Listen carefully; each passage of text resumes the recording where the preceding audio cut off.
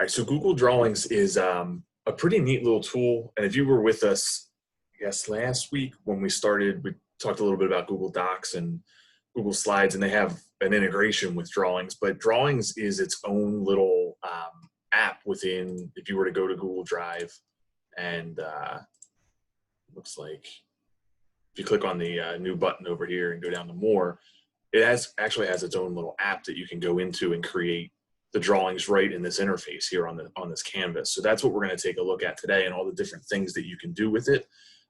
There is no app like in the App Store for an iPad, but students can pull this up and interact with it just in the web browser, almost like we do with Google Forms.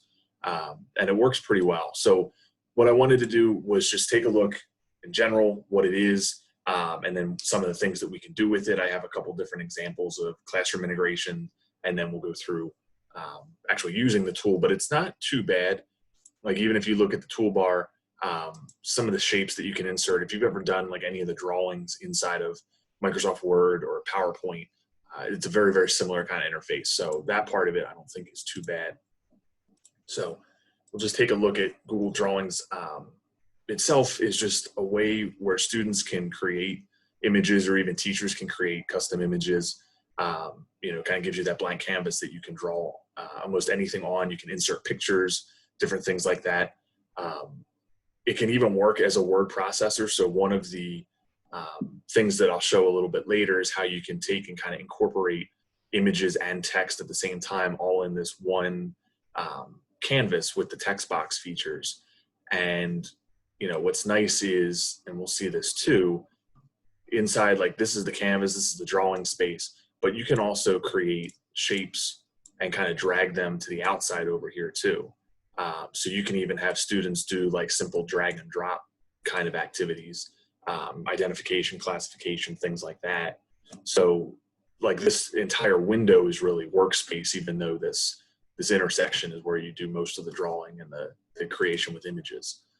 And because it's Google, it works with all the other Google sharing apps. You can share with a link. You can force kids to have a copy of it, just like we've talked about in the last couple sections or sessions as well. One way that you can access Google Drawings is just to go through Google Drive, like I showed a second ago. And you can also go to drawings.google.com if you want the shortcut. You don't need the www in front of it. All right, some of the things that we can insert into Google Drawings, any of the basic shapes, lines, things like that, but we can also add charts and tables, diagrams. So if you were with us for Google Slides before, you saw some of these timelines and things that we can add as well. So those work here in Drawings too.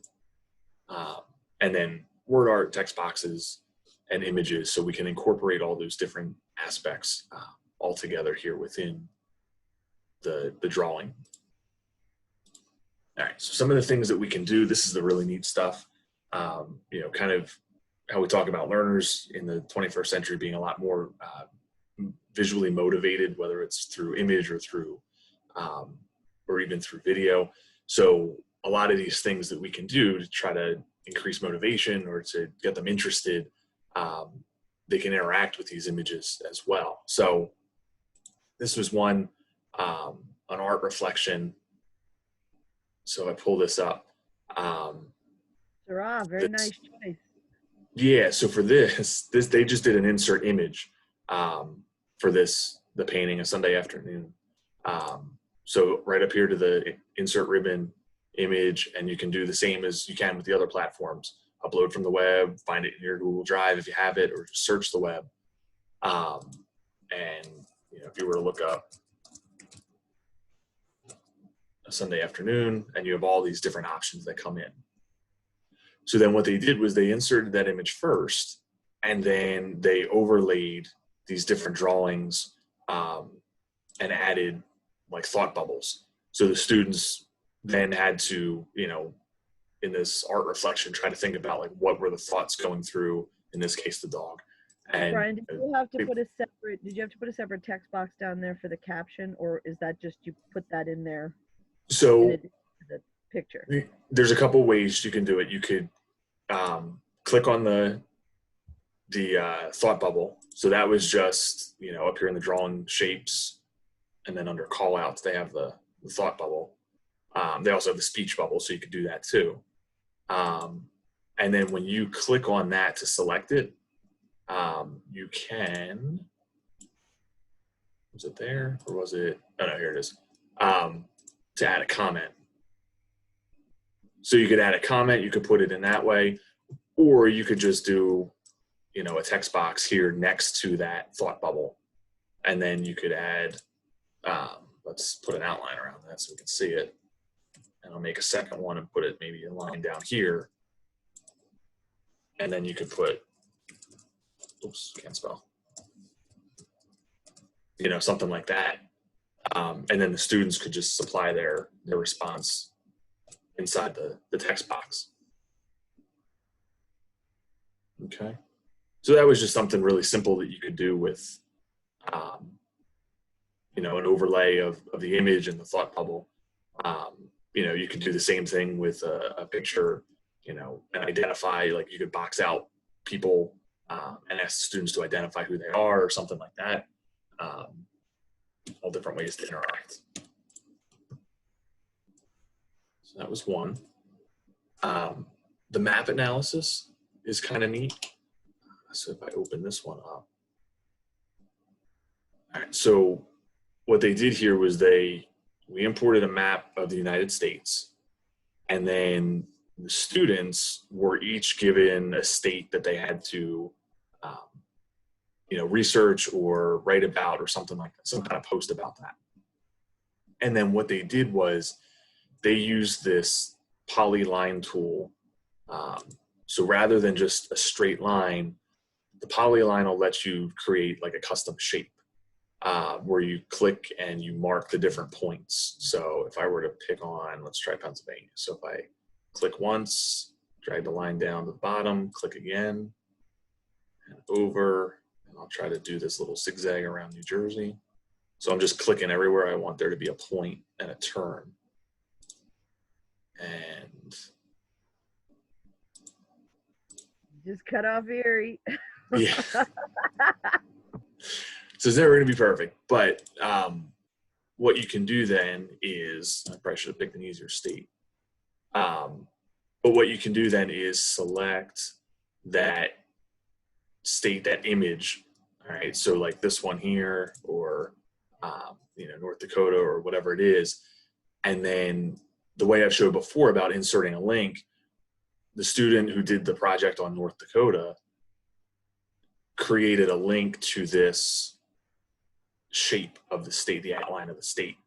So now this map has become like a landing place for all of the students' projects. So this is a way, if you want students to collaborate, or if you want students to view presentations or projects by other students, they can go and they can click on the state, and then they can open up the presentation. And then for the student, all they would do is get that shareable link, go back to their state that they drew their little box around, and then go up to insert a link. And if I would have copied the link, we would have pasted it right in there. So I thought that was kind of a neat way to, kind of get that student interaction. We had a couple of things over the last month or two where, students were working together and they were doing almost like class presentations, but trying to find different ways to share them. So I thought this was kind of a neat way. Everybody would kind of get assigned something. Now this activity itself is probably something more for, maybe like 5th or 6th grade, but something that you could definitely expand on for high school students. Okay.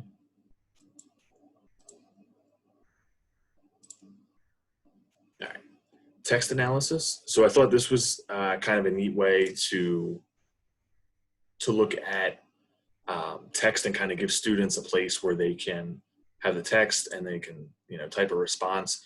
And these two things you can do in other applications. Like you could do 2 columns in like a 2-column chart in Google Docs, and it would accomplish the same thing. But here what I did was I added a text box, or a shape rather, with rounded corners, like a rectangle with rounded corners. And I modified it a little bit with the color and the transparency. And what students could then do is take it and see if this works, but use it as like a highlighter almost. So they could take it and move it over that way.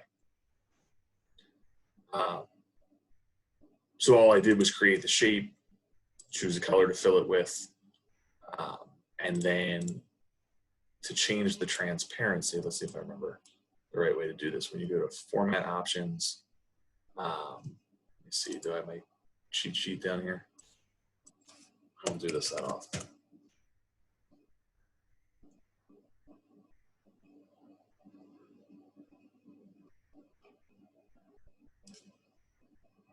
Nope, I didn't have the notes.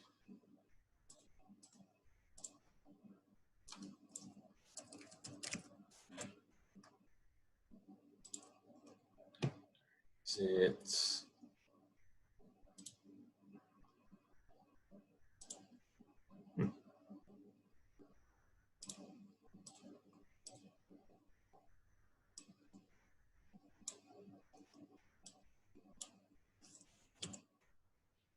oh, never mind. I know what it is. So rather than transparency, you have to modify the order.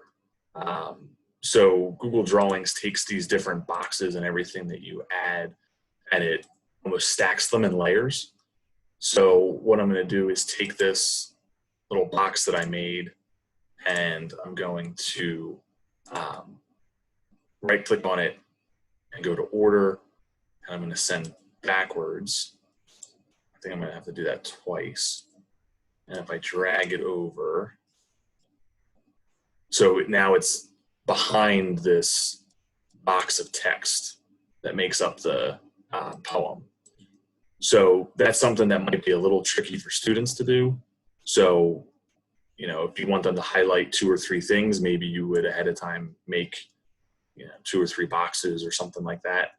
And for the sake of demonstration, I picked a, you know, shorter poem here. But you can modify the size of the canvas as well. You can kind of drag it and make it bigger if you need to. You can also customize the size of it. So if you go up here to File and go to, scroll down to Page Setup. So you can customize the size, so you can do a standard, you know, 8.5 by 11, or if you wanted a lot of space, you could do, let's say 15 by 22. And, you know, now it kind of zoomed out, but this is a much bigger section than I would have had before. So you can modify the size of it as well if you need more space, or if you need, you know, like a longer piece of text or something like that. My own personal opinion, I would modify the size first before you start putting things in there, because it is going to kind of change the layout of how that looks. All right, let's jump ahead here. Okay. All right, so this was another kind of an interactive activity, and this is what I was starting to mention before about here. We just did a simple chart creation here in the field, and then we have text boxes over here that were pre-created out to the side, and images that were inserted, and then this is just a single kind of easy drag and drop, you know, put the picture in, put the text that goes with it. So that could be another way too that we get students working with something like a timeline. Maybe we pre-create what it is we want them to put in order, image and text, and kind of match things up. So that would be another way that we could kind of use that a little bit. Similar idea, this was a younger grade, but the idea of, you know, classification and being able to kind of drag and drop and move things around, getting the students to interact a little bit. This was another one that I liked a lot. I had a lot of PDF graphic organizers that came from textbook companies or things that I found online. So this was a way that was kind of easy to add. What I did was I took a simple, in this case, a word web, And this itself is actually just an image. So you could take a PDF that maybe you have like a PDF worksheet that's good for the students and you like them using it. You could scan it in as an image. And then when you go insert image, you could upload it from your computer. Here, what I did was just search for a, Word Web. I think I did blank. Maybe file type PNG, something like that. Not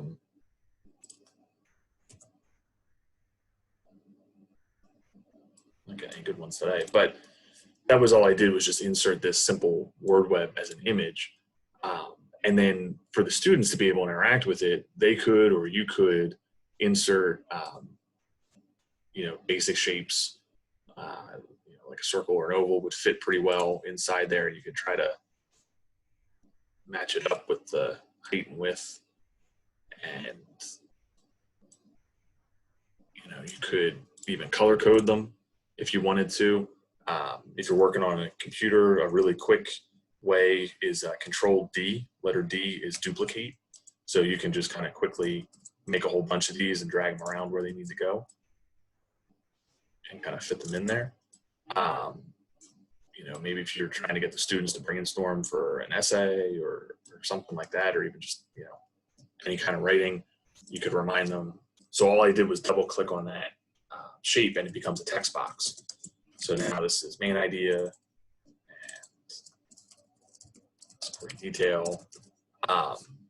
Maybe I want to do something like that where I kind of remind them what goes in each space.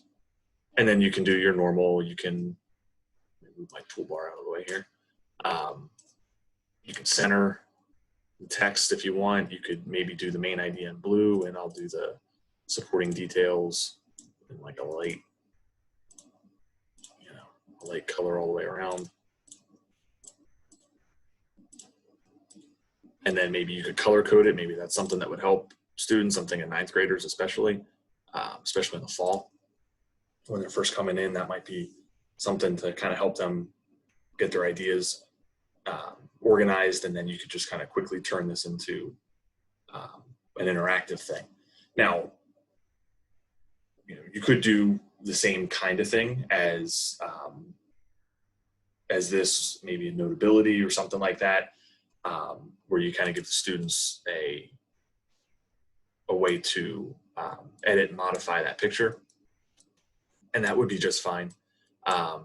I would say one advantage to using this over something like notability would be that ability to kind of drag and drop from the outside and kind of include all this in one spot for the students to interact with. And, one thing you could do is just, maybe they want to do more than these 3 or 4. So what I'll do is I'm going to do a Control D to duplicate, and I'm going to drag this shape out here, and let's change the color just so we can see the difference. Let's do like a purple. So now what I'm going to do is a Control D a whole bunch of times to make copies of it. So now what I'm going to do is click on one to select it. I'm going to hold the Control key so I can select multiples. And I'm going to go right down the line, and each one of them will have this really light blue highlight around it when it's been selected. And then if I go up here to the top, in the top toolbar and click Arrange and go to Align, I'm going to align them all in the center. And then I'm going to go again to Arrange and Align, and I'm going to align them all in the middle. And now I just kind of neatly shuffled a stack of these things that are here. So if the students were to go and click and to drag one over, oops, I have them all selected. Let's see. Now if I were going to go click and drag one over, I would have almost like this stack of, it's not limitless, it's however many copies that you made, but it would be pretty easy for them to just kind of click and drag one over, double click or double tap on an iPad, and then they could just type right into it. Something like that. All right, so that Arrange tool is kind of nice. I've seen that a lot. Like if you want something duplicated many times for the students to be able to kind of drag it over as needed. Before, when I mentioned the highlighter tool, that would be another thing that they could do too. Okay. Memes. I actually have a friend who teaches high school history, and one of the last projects for the kids for the year is to create their own historical meme. So this would be one way you could do it, where they just find an image. It might be, a simple picture or something from Google image search or something that they upload. And then this is just, text box where they modify the text or something, something really easy. But for him, it's a fun way to kind of end the year. It might not be a bad way to start the year. Picking a topic in history or whatever subject, and then they have to come up with something like that, something a little fun. All right, Venn diagrams is another option. So this was kind of an easy, 2 overlapping circles, and then these are all individual text boxes. So this could be something too, that maybe you have these boxes out here on the side, and the students just kind of drag and drop these things in, or the students create it themselves. However, whatever might work best. All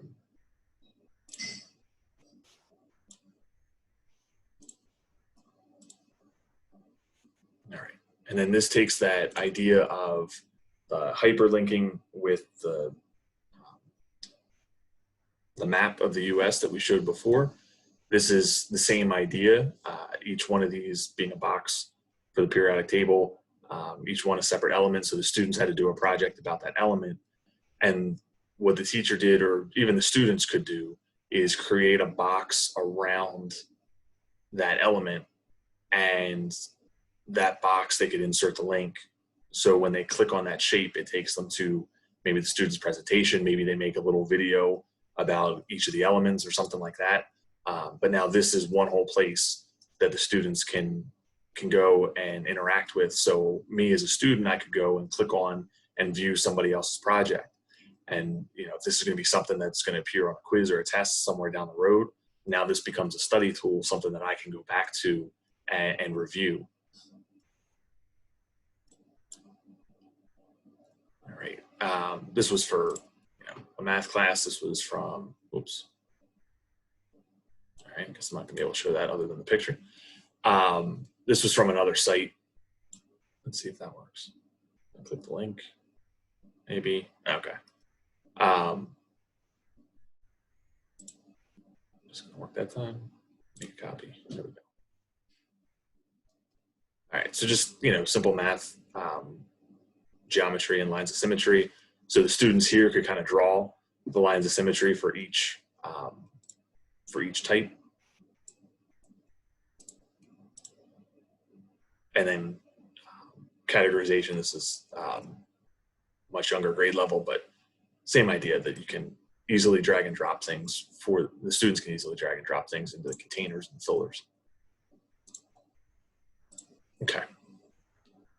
So the interface itself, like I said, is pretty similar if you've used the drawing tools in Microsoft Word or PowerPoint or anything like that before.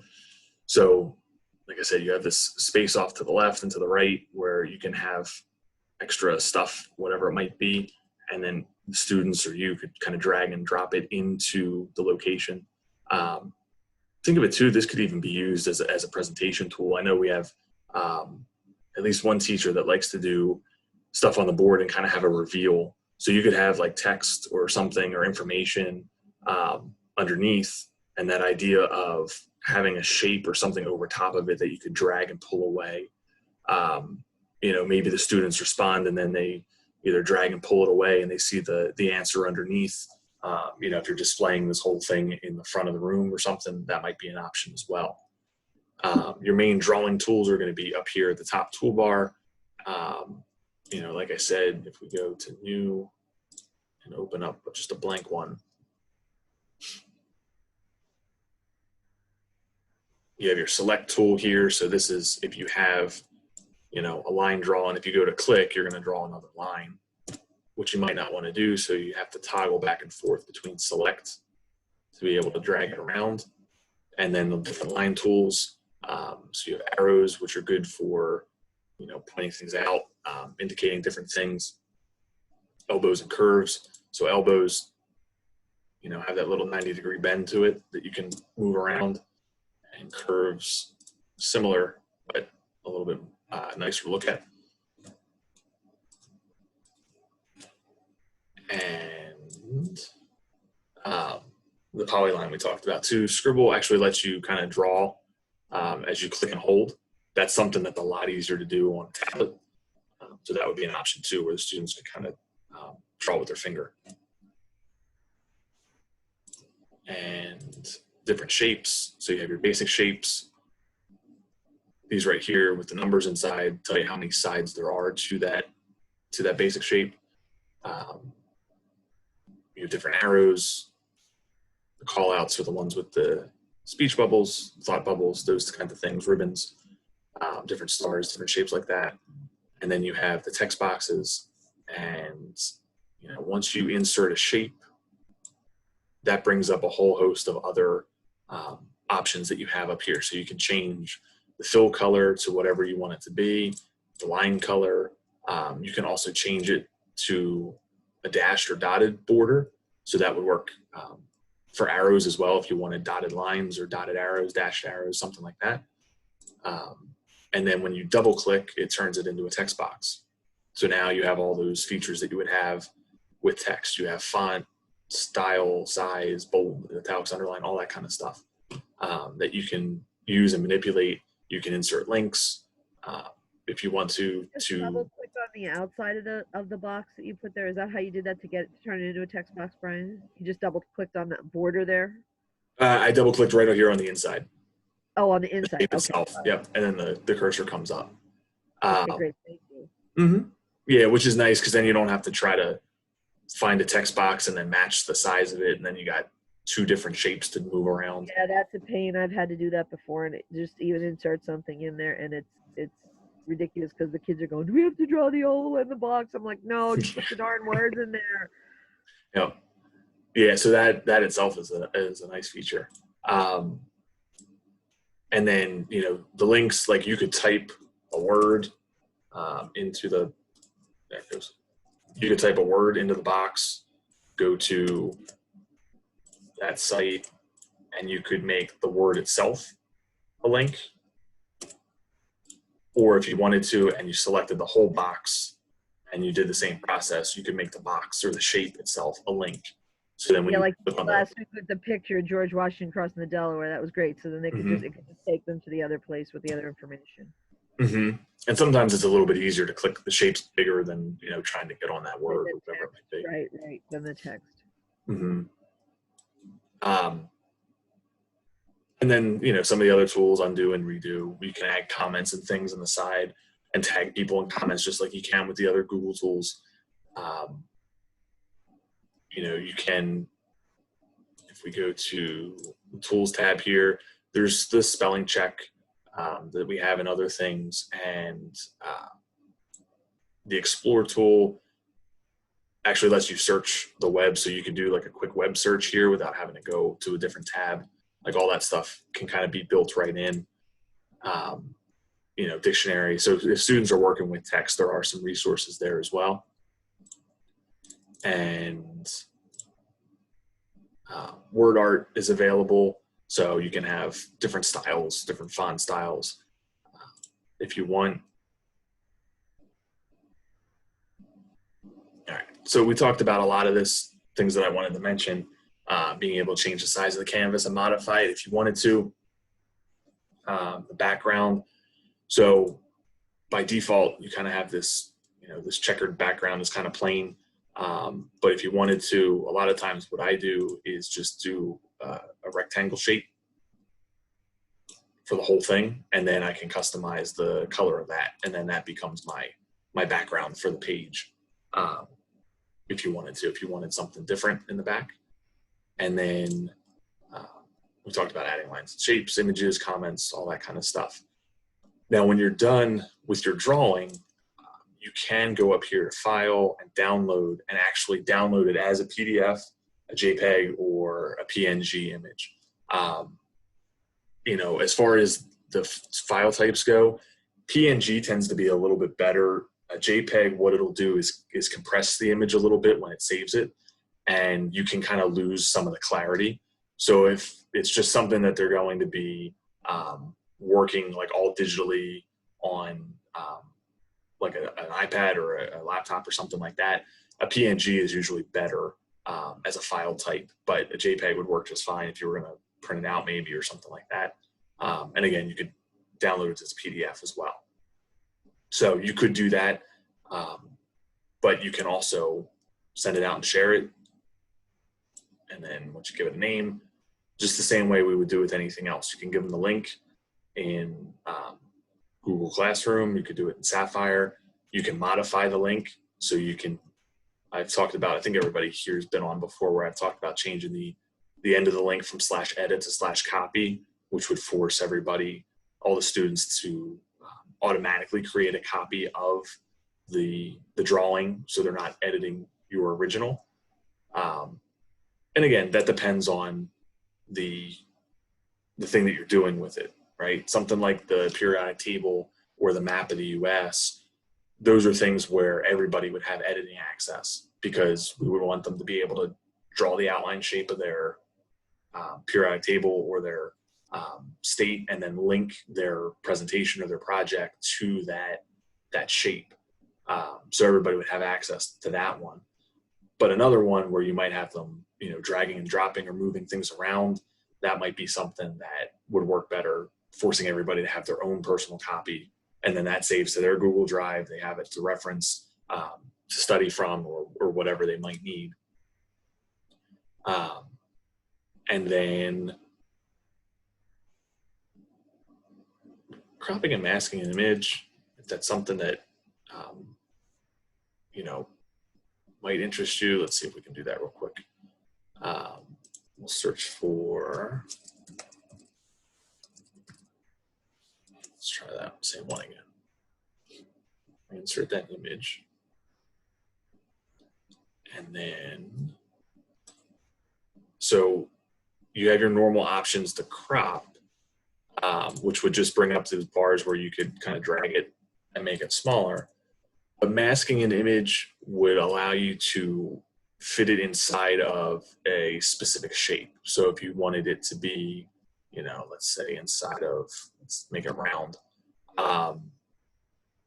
And if you click out of that, it'll crop it to fit inside that shape. So masking it it's almost like, when you do like a picture mat with a physical picture where you can kind of have that shape and then everything else that's outside of that shape is missing. So it might be useful in some applications, maybe not, but just figured I would mention that. All right, one little trick, and I put this video in here too. I've had people ask in the past if there's a way to insert a YouTube video, almost like a little, maybe like tutorial or something off to the side. And there is a YouTube video out there to show you how to put a YouTube video in there. And I guess when the recording of this goes up, there will be another YouTube video of that. But anyway, it's not too bad to do, but it is a little bit of a trick. So what you would actually have to do is go to Google Slides first and just create a blank presentation. It doesn't have to be used for anything. And what I'm going to do is on Slides, I'm going to insert a video. I'm going to search YouTube for just one real quick. That in there. And if you were with us before for Google Slides, you've seen us do that before. So now this video is in here. So what I'm going to do is select the video, and I'm going to do a Control X to cut the video from Google Slides. Now I'm going to open up my drawing, and I'm going to do a Control V.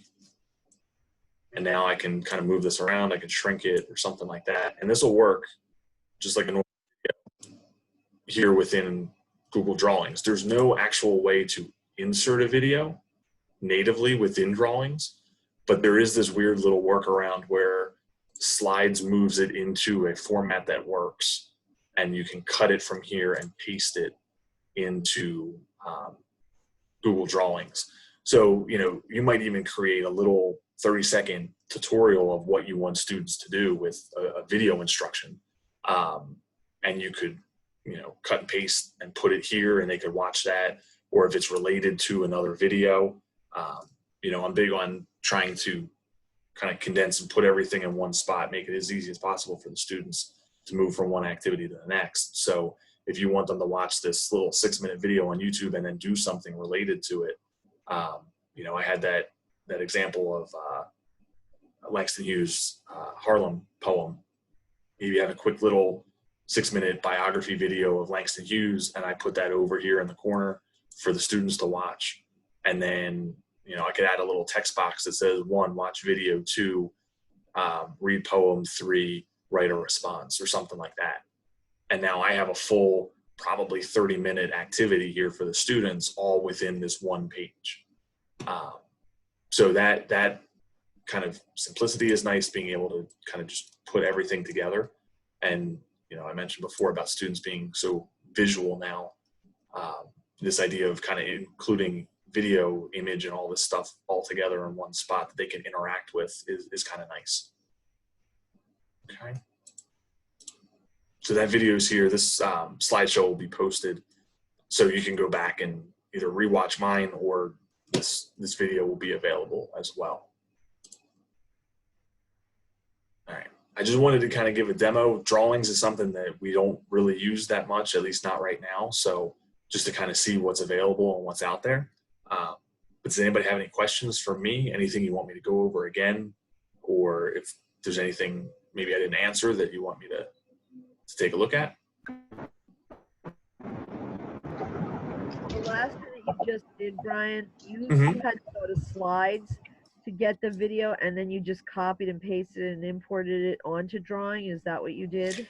Yeah, so I just did the normal process of insert video, and then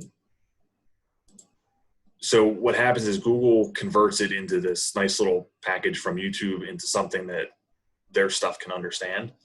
And then what I did was just cut the video. Okay. And then when I go over here to drawings, and then I just go to paste, and then it's right there. Yeah. Now, one thing I haven't tried is, like I've mentioned, Did you try a link? Could you put a link in there too that they'd have to go back out, or you don't think that's? I mean, because I know you want to try to keep them in one place, and having them going back out and coming in is confusing. But I mean, you could do that too. Yeah, you could. If you were to find, like, let's say, let's just go to Google real quick and look up. Montserrat. Yeah. This one's, let's see, Art Institute of Chicago. Let's say I copy that link, and then I could go here, click on the image, and I'll just do Control K for the shortcut, and paste it right in here. And now this image itself is a link that they can open and go to. Right, and go to. And then for me, for what I would probably do is just insert a text box with the directions, right? Yeah.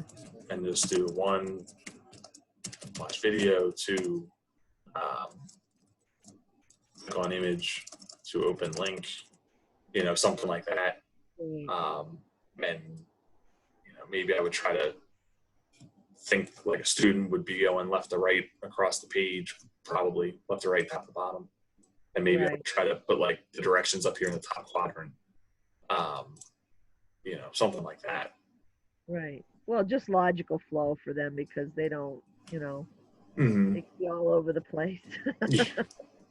And really, like, if they needed it, and you never know, you could do, here's number 2, this is what you're doing second. I just did insert word art, and then, like, here we go, 1, 2, 3, this is what you're doing. And all these things, if you want to make it pretty, you could change the font, whatever, all that kind of stuff. But yeah, you could even do that real quick just to kind of give them that flow. Or you could, if you wanted to go, if they really needed the visual cues, you could do arrows, to kind of get them, figure out, start here, whatever you wanted to do. You could do, instead of the numbers, you could, let's see, click, right,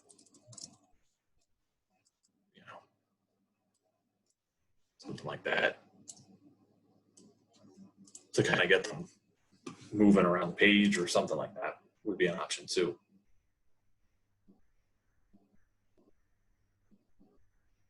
Thank you. Mm-hmm. Sure.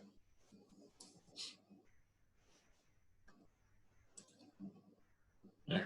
Anybody else? Other questions? Comments?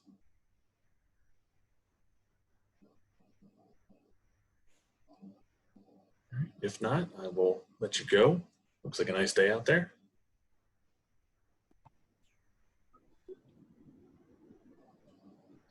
All right. Thank you, Brian. All right. Have a good day. Thanks, Brian. Yeah. Thanks. Care. Take care.